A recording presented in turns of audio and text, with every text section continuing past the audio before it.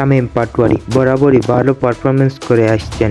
জাতীয় দলের আশেপাশে থাকলেও জাতীয় দলে আসা হয় না। দুর্দান্ত ব্যাটিং আর স্টাইলিশ শট সবই যেন তার হাতে আছে, কিন্তু জাতীয় দলে সুযোগ পান না ওই যে আগের পারফরমেন্স। তবে শান্তকে শামীম পাটোয়ারি আর মাহমুদুল্লাহ রিয়াদের তুলনার জন্য প্রশ্ন করা হয় বাংলার ক্যাপ্টেন নাজমুল হোসেন শান্তর কাছে। তিনি বলেন, কোথায় শামীম পাটোয়ারি আর কোথায় মাহমুদুল্লাহ রিয়াদ ভাই? এখানেও আগের পারফর্মারদের গুরুত্ব বেশি।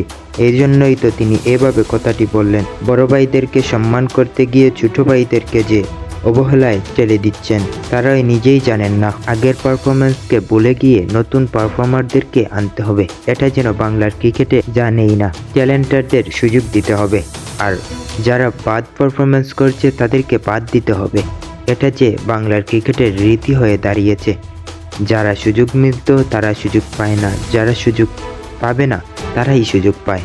এটা যে অন্যায়।